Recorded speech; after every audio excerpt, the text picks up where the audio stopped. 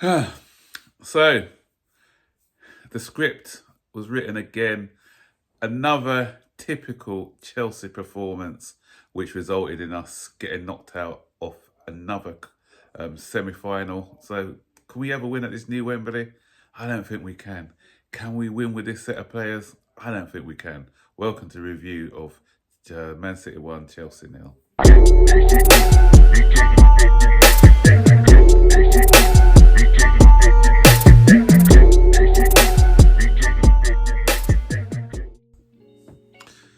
If a game epitomised our whole season, today was it. We saw a similar performance when we played at Wembley against Liverpool. We've seen similar performances all season. Chelsea dominating. Chelsea had a chance. Just like Liverpool when they had all those injuries. Today was the best time to play Manchester City. They played 120 minutes of grueling football against Real Madrid. The disappointment of getting knocked out. Today they were legged. They weren't at their best today. Chelsea played well, don't get me wrong. Chelsea played well up until the final third. But that's what we've been doing all season. Playing well up until the final third. I don't care about how good our football is. If you cannot finish your dinner, it's pointless, absolutely pointless. I always bring up Adama Traore, sorry Adama, but I always bring you up. This guy, probably the best dribbler in the Premier League a few seasons ago, but people are going to laugh at me. Why? But he was. If you look at the stats, he was the best dribbler. He had the most take-ons out of everyone, but what did he have to show for it? 1 or 2 assists a season, and that's it. And we are the Adama Traore of Premier League football. We had a lot of chances. Manchester City dominated possession as they should do, but on transition we caught them so many times. But if you cannot finish, it's pointless. I'm just looking at you, Nicholas Jackson. Nicholas Jackson, he had a good game. I say he had a good game. He had a good game up until the final third. He was causing Man City loads of problems, lots of good running, lots of strong running. But it's not that's pointless if you can't do your business at the business end of the pitch. You are our number 9, or you are a striker, our main man, but you cannot put the ball in the back of the net. You don't know how to finish. All season now, and his finishing has not improved. Okay, there was the first one where he rounded the goalkeeper, poor touch, and he went to, he should have, the goalkeeper had already committed himself. You slot it to the left of him. A decent striker buries that one. And then the 2 he had in the second half, unforgivable. The first one didn't put enough power on the shot. The goalkeeper saves it. Okay, fair enough. I'll give him that one just. But what followed afterwards with the header, that was absolutely shocking. This guy's 6'3", and he doesn't know how to head a football. He was no body shape. That's an easy chance. All you have to do is header it to the wide of the goalkeeper. He's got no chance. You headed it straight at him.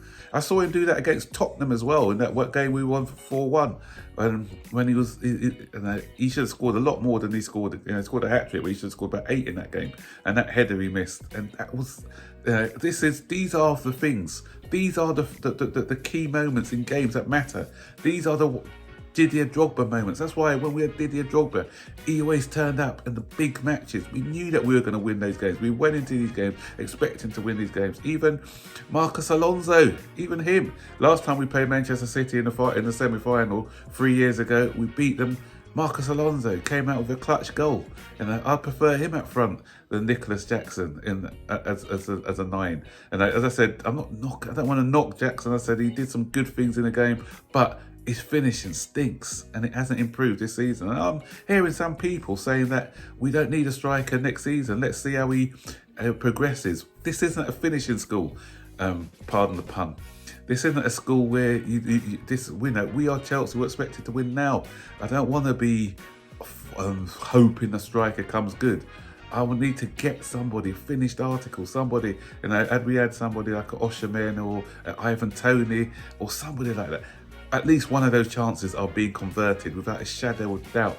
So that is a priority for me for next season, a striker.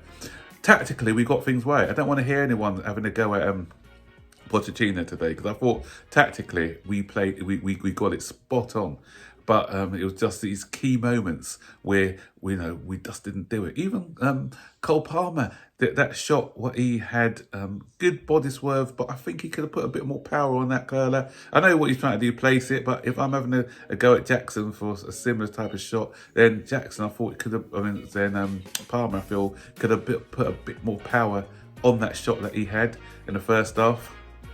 And that's the key moments, because people are talking about patterns of play. I saw one of the best moves this season. I had to rewind it about 2 or 3 times. It was such a delicious move down that left-hand side, all one-touch passing from the goalkeeper to the back, and then it was ruined because when the ball came over to Caicedo couldn't sort his feet out, and that chance was gone. And had he had a better touch there, he could have knocked it across to, was it Jackson who was waiting for the ball? And again, would he have finished it anyway? I don't know. But, again, we just in that final third, we just were found wanting. And then the only thing, the goal that they scored, Man City, was well worked. I was trying to pick the bones out of it. Could Modric have tracked back quicker and be more aware when he came on? Possibly. I'm picking up bones there, but it wasn't an individual error where they scored their goal. And I knew that they were going to score a goal. I just knew it. We didn't. And that's the story of Chelsea. We failed to put away our chances. Then the opposition have a good chance and they score. That's the difference. That's the difference. That's what makes a good team. That's what the difference between a good team and a team who are mid-table. And that's why we're mid-table, because we just don't know what to do in the final third. And that's what it is with a lot of smaller teams. What they do, they can create chances, but when those big moments come along, they don't take it. And that's what's happening with us. We're not taking those big moments. That's why we are, out of 2 cups now and 9th in the league. The league table doesn't buy.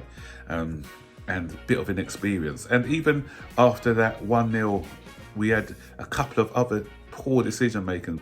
Chilwell, on a breakaway. He's got to be playing that ball to Sterling earlier. He divers and divers. He allows the City players to get back into shape. And then the time that when he crosses the ball, I think still Diaz was already set to block it. But if he's playing that ball across the line, Sterling is ahead of his man, Akanji, I think it was, and he's got the pace to even at least have a shot on target. Again, Sterling one-on-ones hasn't been great this season, but against Man City, he has. So, we don't know what would have happened had he got that cross right. And then right at the end, unforgivable by Modric, that free kick. What was all that about? Way overhit free kick. You're in a semi-final of the cup and he does that sort of thing. That's terrible. That's terrible. And the last thing I'm going to talk about is the officiating. Shocking officiating today by Oliver. Absolutely shocking. He's got to be on the payroll of Man City. I'm sorry. We had a situation where I think Kevin De Bruyne 3 times done these tactical fouls and he didn't give a booking. The second foul from Moise Caicedo, he gets a yellow card. But worst one was that handball. Come on, that was a clear as day handball. And the commentators, I don't know what they're talking about his hands were. He's trying to put his hands down. Yes, he was trying to put his hands down, but his hands were away from his body in the first place. And the reason he was putting his hands down, he was putting it down towards the ball. Had he left his hand in the position that it was, the ball would have went under his arm. But he's putting it down towards the ball. If you're putting the ball down, if you're putting your hands down towards the ball, then that's a penalty. Out of it. And you've got VAR. What is VAR there for? What is the purpose of VAR? And the fact is, it was a clear and obvious error. The reason it was a clear and obvious error is because Mike Oliver gave a goal kick. So he didn't feel that he even touched Grealish. The fact that the VAR checked it, even if they said to him, go to the monitor to have a look, because it was under the fact that he kept his decision as a goal kick and not as a corner kick even. That's the thing. He thought that, okay, he's relying on VAR here. It was clear and obvious. Get him to that monitor and then let him make that decision. If he doesn't make that decision, then questions can be asked about Oliver. I'm not blaming Oliver, actually. I'm blaming the VAR because obviously he didn't see it.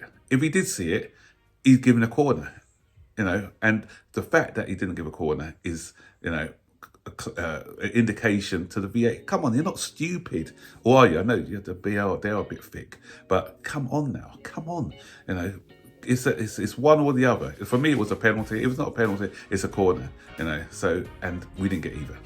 But I'm not blaming the officiating for us not getting through today's match. As I said, they were part of it. But had we put our chances away, we wouldn't have to rely on refereeing decisions to get us through, because we should have had this game done and dusted beforehand. Okay, so that's it, guys. Season's over. You know, I can't see us finishing higher than 7th, if that. I think we're going to finish 8th this season, me personally. So another season without Europe. One other thing, actually, what I got to touch on, and sorry, Madueke needs to get out of my club. I'm sorry, I don't want that attitude in this club.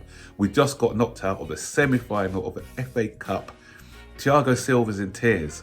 What is this guy doing? He's laughing and joking with Jack Grealish.